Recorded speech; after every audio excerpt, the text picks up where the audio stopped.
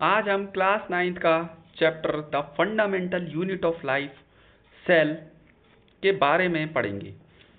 तो इस चैप्टर में जानते हैं सबसे पहले कॉन्सेप्ट मैपिंग जो है उसके बारे में जानते हैं। सेल को मेनली दो टाइप में बांटा गया है, prokaryotic cell and eukaryotic cell. Prokaryotic cells के जो एग्जाम्पल है वो है बैक्टीरिया, और यूक्रियोटिक सेल्स को भी दो टाइप में बांटा गया है, plant eukaryotic cells and animal eukaryotic cells. इसके बाद हम पढ़ते हैं सेल के कुछ कंपोनेंट्स हैं। सेल के कंपोनेंट कौन कौन से हैं? सेल वॉल जो होती है वो किस में प्रेजेंट होती है? ओनली प्लांट्स में। सेल मेम्ब्रेन, प्लाज्मा मेम्ब्रेन, और इसका एक और नाम है सेलेक्टिवली परमिएबल मेम्ब्रेन। ये प्लांट्स में भी प्रेजेंट होती है और एनिमल में भी प्रेजेंट होती है। इसके बाद हम जानते हैं न्यूक्लियोइड इन प्रोकैरियोट्स में और न्यूक्लियस इन यूक्रियोट्स में। इसके बाद हम जानते हैं सेल ऑर्गेनल्स के सेल के कौन कौन से ऑर्गन्स हैं। एक है साइटोप्लाज्म, प्रोटोप्लाज्म, ठीक है। इसके बाद हम जानते हैं जो प्रोटोप्लाज्म होता है वो साइटोप्लाज्म और न्यूक्लियस से मिलकर बना होता है। प्रोटोप्लाज्म किससे मिलकर बना होता है? साइटोप्लाज्म और न्यूक्लियस से मिलकर बना होता है। इसके बाद हम जानते हैं सेल ऑर्गेनल्स और कौन कौन से हैं, जैसे एंडोप्लाज्मिक रेटिकुलम, जिसे ईआर के भी नाम से जानते हैं। ये दो टाइप का होता है, रफ एंडोप्लाज्मिक रेटिकुलम और स्मूथ एंडोप्लाज्मिक रेटिकुलम। जो रफ एंडोप्लाज्मिक रेटिकुलम होता है उसमें प्रोटीन सिंथेसिस होता है, मतलब उसके अंदर क्या होता है? प्रोटीन का संश्लेषण होता है। स्मूथ एंडोप्लाज्मिक रेटिकुलम में क्या होता है? लिपिड का दूसरा नाम क्या होता है? फैट। इसके बाद हम देखते हैं गोल्गी अपैरेटस, लाइजोसोम को सुसाइडल बैग्स भी कहते हैं। फिर होता है माइटोकॉन्ड्रिया, इसे power house of the cell कहते हैं। वैक्यूल को स्टोरेज सैक कहते हैं।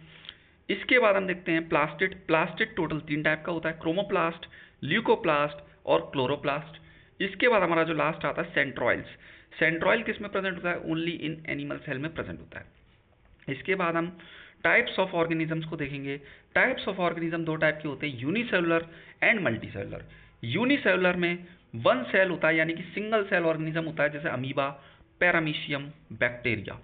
मल्टीसेलुलर के अंदर क्या होते हैं? मैनी सेल्स होते हैं, जैसे मैन हो गए, cow, dog, insect, plant and fungi. तो ये हमारा जो कॉन्सेप्ट मैप था वो कंप्लीट हो गया।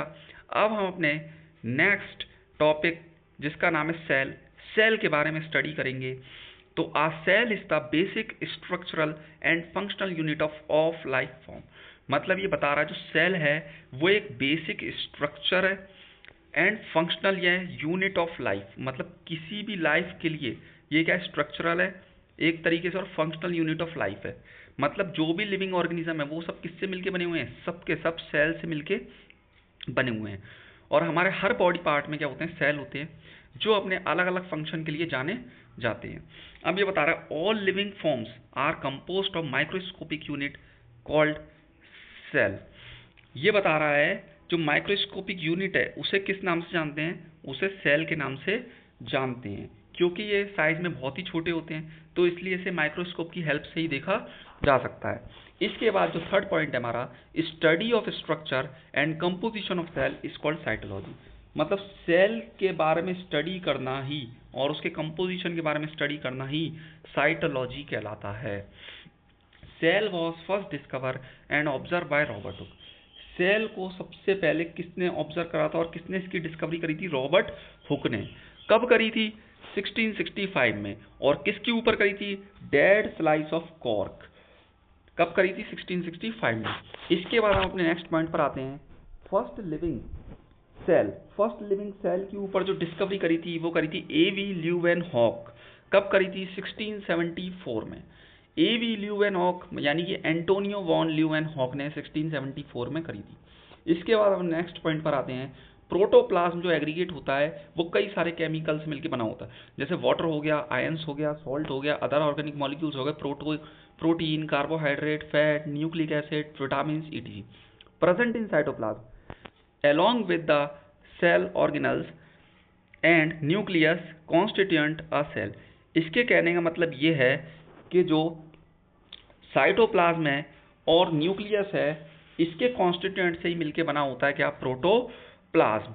और ये एग्जिस्ट होता है सोल जेल स्टेट में। कौन से स्टेट में? सोल जेल स्टेट में। इसके बाद हम आते हैं सेल थ्योरी देने वाले दो बायोलॉजिस्ट थे, इनका नाम था श्लेडन एंड श्वान 1838 में इन्होंने सेल थ्योरी दी थी और इन्होंने बताया था all plant and animal are composed of cell, मतलब जितने भी प्लांट्स हैं और जितने भी एनिमल हैं वो सब किससे मिलके बने हुए हैं, सब के सब सेल से मिलके बने हुए हैं। दूसरा पॉइंट इन्होंने ये बताया था cell is the basic unit of life, मतलब सेल हर लिविंग ऑर्गेनिज्म के लिए एक बेसिक यूनिट है। थर्ड पॉइंट ये बताया था all cell arise from pre existing cell, मतलब जितने भी सेल हैं वो सब पुराने वाले सेल से ही एग्जिस्ट होते हैं। इसके बाद वायरस इसके अंदर एक एक्सेप्शन है सेल थ्योरी के अंदर, मतलब इसे अपवाद के रूप में देखा गया है। अब हम देखते हैं कंपाउंड माइक्रोस्कोप, और एक और माइक्रोस्कोप होता है जिसका नाम होता है इलेक्ट्रॉन माइक्रोस्कोप। माइक्रोस्कोप सबसे पहले किसने बनाया था, प्रिमिटिव माइक्रोस्कोप जो बनाया था वो बनाया था A.V. ल्यूवेनहॉक ने। इसके बाद हम देखते हैं नेक्स्ट अपना टॉपिक जो है types of cell and organisms. तो कौन कौन से टाइप्स होते हैं सेल के और ऑर्गेनिजम्स के बारे में पढ़ेंगे।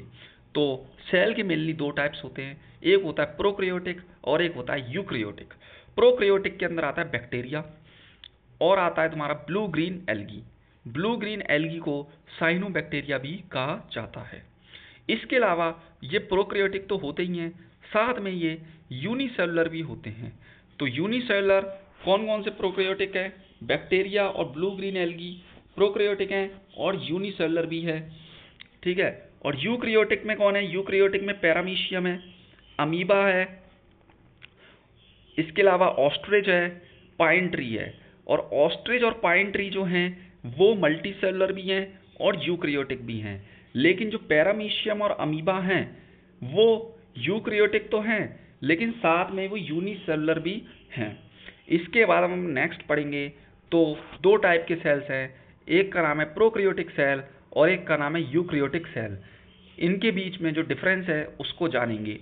तो वेरी मिनट इन साइज, यानी कि इसका जो साइज है बहुत ही छोटा होता है, 1 to 10 की पावर -6 मीटर होता है। यूक्रियोटिक सेल का size fairly large in size, इसका साइज काफ़ी बड़ा होता है, 5 से 100 माइक्रोमीटर होता है। Nuclear region nuclide not surrounded by nuclear membrane, यानी कि इसमें बताया जो न्यूक्लियाइड होता है वो इसके चारों तरफ सराउंडेड नहीं होता न्यूक्लियर मेम्ब्रेन के। इसके अंदर बताया जो न्यूक्लियर मटेरियल होता है वो सराउंडेड होता है न्यूक्लियर मेम्ब्रेन के। ये ऑलवेज यूनिसेलुलर होता है, ये ये यूनिसेलुलर भी हो सकता है और मल्टीसेलुलर भी हो सकता है।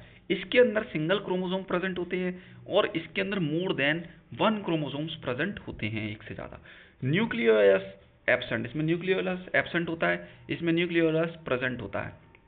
सेल डिवीजन बाय फिजन और बडिंग, इसका जो सेल डिवीजन होता है वो फिजन और बडिंग के द्वारा होता है। इसका जो सेल डिवीजन होता है वो मिटोसिस एंड मियोसिस के द्वारा होता है। इसके अलावा membrane bound cell organelles are absent, इसके अंदर जो मेम्ब्रेन जो सेल ऑर्गेनेल्स की होती है वो एब्सेंट होती है, इसके अंदर जो सेल ऑर्गेनेल्स की जो मेम्ब्रेन होती है वो प्रेजेंट होती है। इसका एग्जाम्पल जो है प्रोक्रियोटिक का वो बैक्टीरिया है और इसका जो एग्जाम्पल है यूक्रियोटिक का वो all plants, animal, amoeba, ETC, ये सब इसके एग्जाम्पल्स हैं। इसके बाद हम जानेंगे अपना नेक्स्ट टॉपिक जिसका नाम है ऑर्गेनिज्म आर 2 टाइप्स। ऑर्गेनिज्म कितने टाइप्स के होते हैं, मेनली 2 टाइप के होते हैं, एक होता है यूनिसेलुलर ऑर्गेनिज्म और एक होता है मल्टीसेलुलर ऑर्गेनिजम्स। अब इनके कुछ कैरेक्टरिस्टिक्स दे रखे हैं, जैसे सेल नंबर। तो यूनिसेलुलर में कितने सेल होते हैं, यूनिसेलुलर में केवल सिंगल सेल होता है और ये सिंपल होते हैं, जबकि मल्टीसेलुलर के अंदर लार्ज नंबर ऑफ सेल होते हैं और ये कॉम्प्लेक्स होता है। फंक्शन क्या होते हैं, यूनिसेलुलर का जो फंक्शन होता है all function are perform by single cell, इसके अंदर जितने भी फंक्शन है वो कौन परफॉर्म करता है, सिंगल सेल करते हैं। जबकि मल्टीसेलुलर के अंदर फंक्शन कौन करता है, different cell perform different specific function, मतलब अलग अलग सेल अलग अलग फंक्शन को परफॉर्म करते हैं। डिवीजन ऑफ लेबर, इसके अंदर कोई भी डिवीजन ऑफ लेबर नहीं होता, नॉट परफॉर्म और रिक्वायर्ड, जबकि मल्टीसेलुलर ऑर्गेनिज्म के अंदर डिवीजन ऑफ लेबर होता है। Cell specified to perform different function, इसके अंदर क्या होता है, अलग अलग पार्ट में अलग अलग सेल पाए जाते हैं तो उनका काम बटा हुआ होता है। इसके बाद reproduction involve the same single cell, इसके अंदर सेम सिंगल सेल इन्वॉल्व होते हैं रिप्रोडक्शन में, लेकिन इसके अंदर स्पेशलाइज सेल्स होते हैं जिसे जर्म सेल कहा जाता है, रिप्रोडक्शन का वो पार्ट होते हैं। जैसे मेल का जो जर्म सेल है वो स्पर्म है और फीमेल का जो जर्म सेल है वो ओवा यानी कि एग है। इसके बाद लाइफ स्पैन, इसकी जो लाइफ स्पैन होती है वो शॉर्ट होती है, इसकी जो लाइफ स्पैन होती है वो काफ़ी लॉन्ग होती है मल्टी सेलुलर ऑर्गेनिज्म की। जबकि इसका एग्जाम्पल है यूनिसेलुलर का अमीबा, पैरामीशियम, बैक्टीरिया, ईटीसी, और मल्टी सेलुलर का एग्जाम्पल है प्लांट, फंगी एंड एनिमल। फिर हम देखते हैं cell shape. Cell are of a variable shape and size. मतलब ये बता रहा है जो सेल की जो शेप होती है वो वेरिएबल होती है, मतलब अलग अलग टाइप की होती है, और उसका जो साइज होता है वो भी अलग अलग टाइप का होता है। That varies in according to their function and position. Generally cells are spherical but they may be elongated nerve cell. यानी इसमें बताया गया है जो नर्व सेल होता है वो कैसा होता है, लंबा होता है, यानी कि एलोंगेटेड होता है। Branch pigment discoidal RBC spindle shape muscle cell, यानी कि इसके अंदर शेप बताई गई है। अब हम अपना नेक्स्ट देखेंगे squamous epithelium, ciliated epithelia from the trachea, columnar cell from the stomach. मतलब ये बता रहा है कि कौन कौन से सेल हमारे कौन कौन से पार्ट्स में पाए जाते हैं। Smooth muscle fibres from the intestine, intestine में स्मूथ मसल फाइबर पाए जाते हैं। Striped muscle fibre from the heart. इसके अलावा रेड ब्लड सेल को इरिथ्रोसाइट्स के भी नाम से जानते हैं, इसका दूसरा नाम है इरिथ्रोसाइट रेड ब्लड सेल का। वाइट ब्लड सेल होते हैं, ओवम होता है, स्पर्म होता है, nerve cell with axon and dendrite. सबसे बड़ा जो सेल, सबसे लॉन्गेस्ट जो सेल होता है वो कौन सा होता है, नर्व सेल होता है। तो बोन सेल होते हैं। तो ये सारे अलग अलग टाइप के सेल बताए गए हैं ह्यूमन बॉडी में जो पाए जाते हैं। इसके बाद हम नेक्स्ट आते हैं cell size. Size of cell is variable depending on its position and function. Some are microscopic while some are visible with naked eye. मतलब कुछ ऐसे होते हैं जो माइक्रोस्कोप की हेल्प से देखे जाते हैं, लेकिन कुछ ऐसे होते हैं जो हम अपनी खुली आंखों से भी देख सकते हैं। Their size may be vary from 0.2 micrometre to 18 centimetre. ये इसमें बता रखा है, मतलब जो इसका साइज होता है वो 0.2 से लेकर 18 सेंटीमीटर तक हो सकता है। Size of a typical cell in a multicellular organism ranges from 2 to 120 micron. The largest cell ostrich egg. The largest cell किसका होता है, ऑस्ट्रिच एग का होता है। कितना होता है, 15 centimetre long, 13 centimetre wide and weight होता है 1.4 kg। और लॉन्गेस्ट सेल अगर पूछेगा तो इसका आंसर है नर्व सेल होता है। कितना होता है, अप टू 1 मीटर तक होता है। और स्मॉलेस्ट सेल सो फार नोन एज PPLO, यानी कि इसका एग्जांपल है माइकोप्लाज्मा, स्मॉलेस्ट सेल होता है। इसके बाद हम आगे देखेंगे नेक्स्ट अपना कंपोनेंट ऑफ सेल। सेल के कौन कौन से कंपोनेंट होते हैं। तो cell there is an occurrence of division of flavour with in eukaryotic cell. मतलब यूक्रियोटिक सेल्स में क्या होता है, सब सेलों का काम जो होता है वो बटा हुआ होता है। All got a certain specific component cell organelles. और सबके क्या होते हैं, अपने अलग अलग टाइप के सेल ऑर्गेनल्स होते हैं। Each of them perform specific function. और सब क्या करते हैं, अपने अलग अलग काम करते हैं। The 3 basic component of the cells. 3 basic component होते हैं सेल के। पहले का नाम है प्लाज्मा मेम्ब्रेन, न्यूक्लियस और साइटोप्लाज्म। ये 3 बेसिक कंपोनेंट सभी सेल के अंदर प्रेजेंट होते हैं। तो हम सबसे पहले पढ़ेंगे cell membrane, plasma membrane, cell membrane, plasma membrane, और इसका एक और नाम होता है selectively permeable membrane. Plasma membrane is a selectively permeable in nature. तो इसमें बता रखा है पहली लाइन में जो प्लाज्मा मेम्ब्रेन होता है वो सेलेक्टिवली परमिएबल इन नेचर होता है। Means to allow permit the entry and exist of some material in and out of the cells. उसका काम क्या होता है, किसी भी सब्सटेंस को यानी कि किसी भी मटेरियल को अंदर आने देना और किसी भी मटेरियल को बाहर जाने देने के लिए कौन काम करता है, प्लाज्मा मेम्ब्रेन काम करता है। इसलिए सेल मेम्ब्रेन को हम सेलेक्टिवली परमिएबल मेम्ब्रेन यानी कि प्लाज्मा मेम्ब्रेन भी कहते हैं। It is limited boundary of each cells which separate cytoplasm from surrounding. It is found both in plant as well as animal cell. यानी कि ये प्लांट सेल में भी पाया जाता है और एनिमल सेल में भी पाया जाता है। इसके बाद हम देखेंगे 4th point. It is the outer most covering of cell in case of animal and lies below the cell wall in case of plant. मतलब ये बोल रहा है कि it is outer most covering of cell in case of animal. Animal के लिए तो ये आउटर मोस्ट कवरिंग होती है, एनिमल के लिए क्या होती है, ये आउटर मोस्ट कवरिंग होती है। And lies below the cell wall in case of plants. लेकिन प्लांट के अंदर क्या होती है, सेल वॉल के अंदर होती है कौन, प्लाज्मा मेम्ब्रेन, क्योंकि प्लांट सेल के अंदर सेल वॉल प्रेजेंट होती है, जबकि एनिमल सेल के अंदर सेल वॉल प्रेजेंट नहीं होती है। इसके बाद ये हमारा नेक्स्ट पॉइंट बता रहा है, as per lipid models of plasma membrane it is made up of protein and lipids where protein are sandwich between bilayer of lipids. इसके बाद फिफ्थ पॉइंट जो इसने बता रखा है, Singer of Nicolson give a fluid mosaic models. तो ये सारी बातें इंपॉर्टेंट नहीं है। इसके बाद हम नेक्स्ट टॉपिक पर चलते हैं। ये इसमें लास्ट पॉइंट एक और इम्पॉर्टेंट है, it is flexible and can be folded broken and reunited. मतलब ये फ्लेक्सिबल होता है, फोल्ड हो सकती है, ब्रोकन हो सकती है और दोबारा से रीयूनाइट भी हो सकती है, जुड़ सकती है। इसके बाद हम आगे चलते हैं, नेक्स्ट देखते हैं फंक्शन ऑफ प्लाज्मा मेम्ब्रेन, कि प्लाज्मा मेम्ब्रेन के क्या क्या फंक्शन है।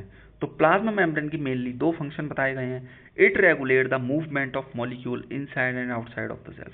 मतलब ये क्या काम करता है, रेगुलेट करने का काम करता है, जो मॉलिक्यूल्स जो अंदर जाता है बाहर जाता है उसके मूवमेंट को रेगुलेट करता है कौन, प्लाज्मा मेम्ब्रेन। दूसरा इसका फंक्शन जो है, it help in maintaining the distinct composition of the cell. जो अलग अलग कंपोजिशन होता है सेल का, उसे ये मेंटेन करने में हेल्प करता है।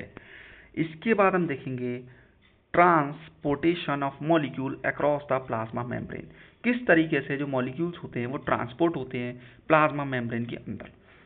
तो प्लाज्मा मेम्ब्रेन के अंदर जो भी मॉलिक्यूल्स जाते हैं वो हाई से लो की तरफ जाते हैं। तो हाई से लो की तरफ इसके लिए दो चीज़ काम करती हैं, एक होता है डिफ्यूज़न और एक होता है ऑस्मोसिस। तो सबसे पहले डिफ्यूज़न क्या होता है, solvent and solute particle move to equalise concentration, no semi permeable membrane involve. इसके अंदर कोई भी सेमी परमिएबल मेम्ब्रेन इन्वॉल्व नहीं होती। सॉल्वेंट क्या होता है, सॉल्वेंट होता है लिक्विड और सॉल्यूट क्या होता है, सॉलिड। ठीक है, इन पार्टिकल का क्या होता है, इक्वलाइजेशन होता है, मतलब बराबर का। ठीक है, इसके बाद ऑस्मोसिस क्या होता है, ऑस्मोसिस में ओनली सॉल्वेंट पार्टिकल होते हैं लिक्विड फॉर्म के, सॉल्यूट पार्टिकल इसके अंदर मूव नहीं करता।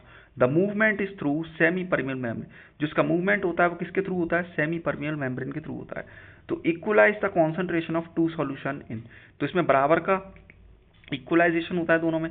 डिफ्यूजन क्या होता है, डिफ्यूजन के अंदर क्या होता है, मूवमेंट ऑफ सॉल्यूट और ions from a region of high concentration to a region of low concentration. मतलब जो भी सॉल्यूट और आयंस का हाई से लो की तरफ मूव करता है उसे कहते हैं diffusion. It does not require energy, इसमें एनर्जी की कोई भी रिक्वायरमेंट नहीं पड़ती। It is called a passive transport, ये एक पैसिव ट्रांसपोर्ट के रूप में भी जाना जाता है। इसके बाद नेक्स्ट हम देखेंगे ऑस्मोसिस। ऑस्मोसिस क्या होता है, द मूवमेंट ऑफ सॉल्वेंट और वाटर। इसमें सॉल्वेंट का मूवमेंट होता है हाई से लो की तरफ थ्रू अ सेमी, किसके द्वारा, सेमी परमिएबल मेम्ब्रेन के थ्रू। इसके बाद हम नेक्स्ट देखेंगे the movement of water across semi permeable membrane is called osmosis. जो वाटर का जो मूवमेंट होता है सेमी परमिएबल मेम्ब्रेन के थ्रू उसे ही कहा जाता है ऑस्मोसिस।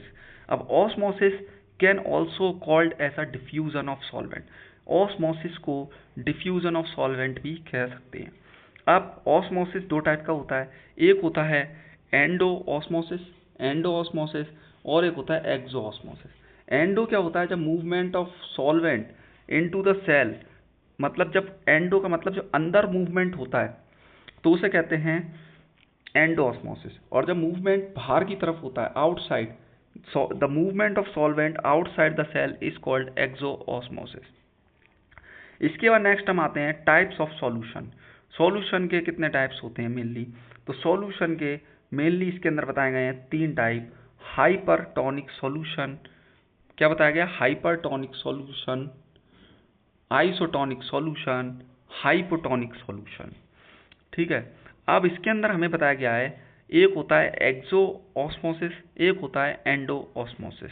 ठीक है, एक्सो ऑस्मोसिस के अंदर क्या होता है, एक्सो का मतलब क्या होता है, बाहर की तरफ निकलना। जब बाहर की तरफ, जैसे इसमें बाहर की तरफ देखो दिखाया गया है, जो H2O है वो बाहर की तरफ जा रहा है, और एंडो का मतलब क्या है, H2O का जा रहा है अंदर की तरफ जा रहा है। जब भी कोई चीज़ बाहर की तरफ निकलेगी तो वो कैसी हो जाएगी, वो ख़त्म हो जाएगा, मतलब वो श्रिंक हो जाएगा। बाहर की तरफ अगर निकलेगा तो श्रिंक हो जाएगा, लेकिन अंदर की तरफ जाएगा तो वो स्वेलन हो जाएगा, यानी कि वो फूल जाएगा।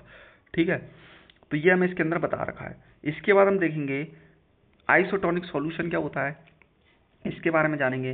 When the concentration of solution outside the cell, मतलब ये बोल रहा है जब जब आउटसाइड द सेल होता है, मतलब concentration, when the concentration of solution outside the cell is equal to the concentration of cytoplasm of the cell, मतलब जो सॉल्यूशन है बाहर, अगर वो कॉन्सेंट्रेशन, मतलब जो साइटोप्लाज्म का जो कॉन्सेंट्रेशन है अगर उसके बराबर होता है, इक्वल होता है, तो उसे आइसोटोनिक सॉल्यूशन कहते हैं। मतलब वाटर का कॉन्सेंट्रेशन जब इक्वल होगा, मतलब बराबर होगा, तो उसे आइसोटोनिक सॉल्यूशन कहेंगे। बराबर कैसे, जैसे इस वाले डायग्राम में देखो समझाया गया, जैसे H2O इस वाले डायग्राम के अंदर जो क्लियर करा गया, देखो ये देखो, इसमें जैसे H2O अंदर भी जा रही है और H2O बाहर भी आ रही है, तो इससे हमें क्या पता चल रहा है, इसमें बराबर का कॉन्सेंट्रेशन है। जब भी बराबर का कॉन्सेंट्रेशन होगा, इक्वल होगा, तो उसे क्या कहेंगे, आइसोटोनिक सॉल्यूशन कहेंगे। इसके बाद नेक्स्ट है हमारा हाइपरटोनिक सॉल्यूशन। हाइपरटोनिक सॉल्यूशन क्या बताता है, when the concentration of solution outside the cell is more than inside the cells, मतलब जब वाटर का कॉन्सेंट्रेशन बाहर ज़्यादा हो और अंदर कम हो, तो उसे कहा जाता है, बाहर ज़्यादा होगा तो वाटर क्या होएगा, लूज हो जाएगा एंड बिकम प्लाज्मोलाइज्ड, और वो क्या हो जाएगा, प्लाज्मोलाइज हो जाएगा। जैसे हमें इसके अंदर फर्स्ट वाले के अंदर बताया गया है, ये देखो फर्स्ट वाले के अंदर हमें समझाया गया है। ठीक है, इसके अंदर कहाँ हो रहा है, बाहर की तरफ हो रहा है, हाइपर, मतलब वाटर जो हो रहा है वो लूज हो रहा है, इसमें खत्म हो रहा है। ठीक है, ये हमें इसके अंदर समझाया गया है। तो प्लाज्मोलाइसिस की डेफिनेशन बताई गई है, shrinkage of protoplasm away from the cell wall due to excessive loss of water, मतलब प्लाज्मोलाइसिस में क्या होता है, जो वाटर होता है वो सारा लूज हो जाता है, जिसकी वजह से जो जो प्रोटोप्लाज्म है वो श्रिंक हो जाता है। ठीक है, तो यही हमारा प्रोसेस है क्या, प्लाज्मोलाइसिस। इसे कहते हैं एक्सोऑस्मोसिस। क्या कहते हैं, एक्सोऑस्मोसिस। फिर आता है हाइपोटोनिक सॉल्यूशन। हाइपोटोनिक सॉल्यूशन में क्या होता है, when the concentration of solution outside the cell is less, मतलब बाहर की तरफ कॉन्सेंट्रेशन कम होता है और अंदर की तरफ कॉन्सेंट्रेशन वाटर का ज़्यादा होता है। जब ये प्रोसेस देखने के लिए मिलता है तो उसे एंडोऑस्मोसिस कहते हैं। और इसमें जो सेल होते हैं वो सब के सब कैसे हो जाते हैं, वो सब कैसे हो जाते हैं, फूल जाते हैं। कैसे हो जाते हैं, फूल जाते हैं सब के सब, मतलब स्वेलन हो जाते हैं। क्या हो जाते हैं, स्वेलन हो जाते हैं। तो ये कैसे हो गए, स्वेलन हो गए। तो ये बताया गया है इसके अंदर हाइपोटोनिक सॉल्यूशन में। इसके बाद हम नेक्स्ट आते हैं सेल वॉल। सेल वॉल के बारे में पढ़ेंगे। तो cell wall, it is the outer most covering of plant cell and cell of fungi. It is absent in animal cell, यानी कि ये एनिमल सेल के अंदर एब्सेंट होती है। ये इंपॉर्टेंट पॉइंट है। इसके बाद हम आगे देखेंगे, cell wall is rigid, strong, thick, porous and non living structure. जो सेल वॉल होती है वो कैसी होती है, वो थिक होती है, स्ट्रॉन्ग होती है, ठीक है, और नॉन लिविंग स्ट्रक्चर्स। इसके अलावा in plant it is made up of cellulose and hemicellulose. ये बोल रहा है जो प्लांट्स होते हैं it is made up of cellulose, किससे मिलके बने होते हैं, सेलुलोस से। In fungi it is primary made up of chitin. Primary जो फंगी होती है वो किससे मिलके बना होता है, चिटिन से। Cell wall of two adjacent cell are joined by layer called middle lamellae and microscopic channel is called plasmodesmata for transport। ये हमारे लिए इम्पोर्टेंट नहीं है, हमारे लिए जो इम्पोर्टेंट था वो चिटिन तक था, वो हमने पढ़ लिया। इसके बाद हम आगे चलते हैं, आगे तक देखते हैं। तो function of cell wall, cell wall के क्या फंक्शन है, it provide definite shape, structure, support and protection of the cell. यानी कि इसका जो पहला फंक्शन है वो ये बताता है कि it provide definite shape, it definite shape provide करता है, स्ट्रक्चर प्रोवाइड करता है, सपोर्ट करता है और प्रोटेक्शन देता है सेल को। दूसरा ये बता रखा है it provide strength of the cell, ये सेल को ताकत देने के लिए भी काम करता है। इसके अलावा बता रखा है it is permeable and allow entry of molecules of different size and दस कंट्रोल इंटरसेलुलर ट्रांसपोर्ट। और ये परमिएबल के रूप में भी काम करता है, मतलब किसी भी सब्सटेंस, किसी भी मॉलिक्यूल्स को अलाउ करता है अंदर जाने के लिए और बाहर आने के लिए, ठीक है। इसके बाद हम नेक्स्ट देखेंगे न्यूक्लियस। न्यूक्लियस को सेल का हेड क्वार्टर के नाम से भी जानते हैं। तो सबसे पहले न्यूक्लियस के बारे में पढ़ेंगे। Nucleus is the most important cell organelles which direct and control all its cellular activity. यानी कि जो न्यूक्लियस होता है वो सेल का एक इम्पॉर्टेंट सेल ऑर्गेनल्स है जो सारे ऑर्गन्स, जितने भी सेल के ऑर्गन्स होते हैं उन सबको कंट्रोल करता है। इसके बाद देखेंगे इट इज हेड क्वार्टर, मतलब इसे हेड क्वार्टर भी कहते हैं, इसे कंट्रोलर भी कहते हैं। Nucleus was first discover by Robert brown इन 1831। 1831 में रॉबर्ट ब्राउन ने इसकी डिस्कवरी करी थी। In eukaryotic a well defined nucleus is present while prokaryotic a well defined nucleus is absent. ये बोल रहा है जो यूकैरियोटिक होते हैं सेल, उसके अंदर जो न्यूक्लियस प्रेजेंट होता है वो कैसा होता है, वेल डिफाइन होता है, बहुत अच्छे तरीके से डिफाइन करा गया होता है। जबकि प्रोकैरियोटिक के अंदर जो न्यूक्लियस होता है वो एब्सेंट होता है। इसके बाद हम आगे चलेंगे तो prokaryotes contain a primitive nucleus called nucleoids. जो प्रोकैरियोटिक के अंदर जो प्रिमिटिव न्यूक्लियस होता है, यानी कि जो शुरुआत वाला जो न्यूक्लियस होता है, उसको किस नाम से जानते हैं, उसे न्यूक्लियोइड कहते हैं। क्या कहते हैं उसे, nucleoid. It has a double layer covering called nuclear membrane. और जो डबल लेयर जो कवरिंग होती है उसे कहते हैं न्यूक्लियर मेम्ब्रेन। इसके बाद जो नेक्स्ट पॉइंट है उसमें देखा beside nuclear membrane nucleus also contain nucleolus. Nucleus के अंदर क्या कंटेन होता है, न्यूक्लियोलस। एंड क्रोमेटिन मटेरियल होता है। क्रोमेटिन जो होता है वो मेड अप ऑफ किससे मिलकर बना होता है, डीएनए, जिसे कहते हैं डीऑक्सी राइबो न्यूक्लिक एसिड। इसके अलावा protein say that ultimately condense and form chromosome. और यही क्रोमेटिन जो मटेरियल होता है ये बाद में किस फॉर्म में कन्वर्ट हो जाता है, यही क्रोमोसोम की फॉर्म में कन्वर्ट हो जाता है। तो क्रोमेटिन किससे मिलकर बना होता है, डीएनए एंड प्रोटीन से मिलकर बना होता है। इसके अलावा क्रोमोसोम्स और chromatin material consist of DNA, यानी कि क्रोमोसोम और क्रोमेटिन मटेरियल किससे कंसिस्ट होते हैं, डीएनए से, which store and transmit heredity information. इनका काम क्या होता है, हेरिडिटी इन्फॉर्मेशन को ट्रांसफर करना for cell to the function grow and reproduce. ठीक है, ये ग्रो करने के लिए काम करते हैं और रिप्रोड्यूस के लिए काम करते हैं। द फंक्शनल सेगमेंट, अगर फंक्शनल इसका सेगमेंट पूछा जाए यानी कि डीएनए की यूनिट पूछी जाए तो क्या होती है, जीन होती है। क्या होती है, जीन इसकी यूनिट होती है। इसके बाद हम नेक्स्ट देखेंगे फंक्शन न्यूक्लियस का क्या है। It direct and control all metabolic activity of cell and regulate the cell cycle. ये जो भी सेल की साइकिल होती है उन सबको रेगुलेट, कंट्रोल, और जितनी भी सेल की एक्टिविटीज होती हैं उन सबको कंट्रोल करने के लिए कौन काम करता है, न्यूक्लियस काम करता है। It help in transmissions of heredity character from parent to their offspring. जो भी कैरेक्टर पेरेंट से ऑफ स्प्रिंग यानी कि बच्चों के अंदर जो ट्रांसफर होते हैं उसके लिए भी कौन काम करता है, न्यूक्लियस हेल्प करता है। तो इसके बाद जो हमारा नेक्स्ट टॉपिक है साइटोप्लाज्म, इसे हम अपनी नेक्स्ट वीडियो में देखेंगे। तो आज के लिए इतना ही। Thank you so much.